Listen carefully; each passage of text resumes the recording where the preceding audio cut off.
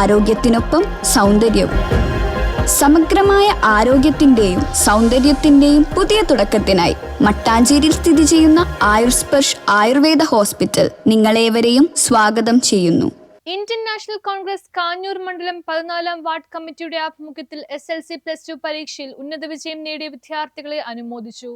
Indian national Congress Kanjoor മണ്ഡലം 14-ാം ward കമ്മിറ്റിയുടെ ആഭിമുഖ്യത്തിൽ SLC+2 പരീക്ഷകളിൽ ഉന്നത വിജയം നേടിയ വിദ്യാർത്ഥികൾക്കും വിജയം കരസ്ഥമാക്കിയ വിദ്യാർത്ഥികൾക്കും മൊമന്റോയും ക്യാഷ് അവാർഡ് നൽകി ആദരിച്ചു. കൂടാതെ LKG മുതൽ 12 വരെ ക്ലാസുകളിൽ പഠിക്കുന്ന 100ഓളം വിദ്യാർത്ഥികൾക്കുള്ള പഠനോപകരണങ്ങൾ വിതരണവും നടന്നു.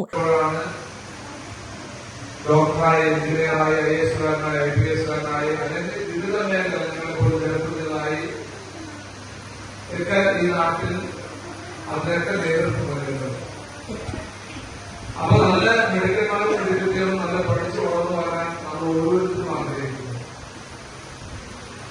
ഒരു മാതാവിന്റെയും പിതാവിന്റെയും ജീവിതത്തിൽ ഏറ്റവും വലിയ ആഗ്രഹമുള്ള രണ്ട് കാര്യം: ഒന്ന്, വീടില്ലാത്തവർ എനിക്ക് അടച്ചുറപ്പോട് വീട് വേണം.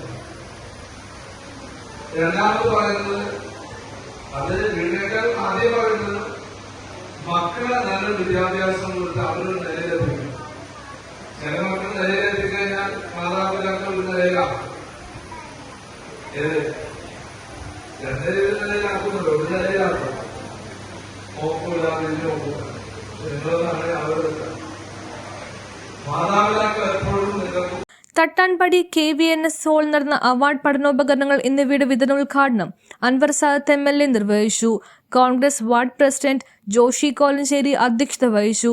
പഞ്ചായത്ത് പ്രസിഡന്റ് സെബാസ്റ്റ്യൻ പോൾ, ജില്ലാ പഞ്ചായത്ത് അംഗം Ahalya Sadanandan, Congress block president KN Krishnakumar, മണ്ഡലം പ്രസിഡന്റ് KV പോളച്ചൻ, INTUC മണ്ഡലം president PI Nadrisha, panchayat vice president VG Biju, വികസന standing committee chairman Ebin Davis, block panchayat അംഗം MC Raghu, Congress block general secretary Thomas Koyikkara, മുൻ പഞ്ചായത്ത് അംഗം ML ജോസ്, മണ്ഡലം general secretary Lijo Aikkarath, KP Varghese എന്നിവർ സംസാരിച്ചു.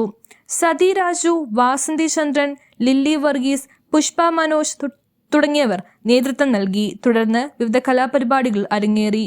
News bureau, Kalady.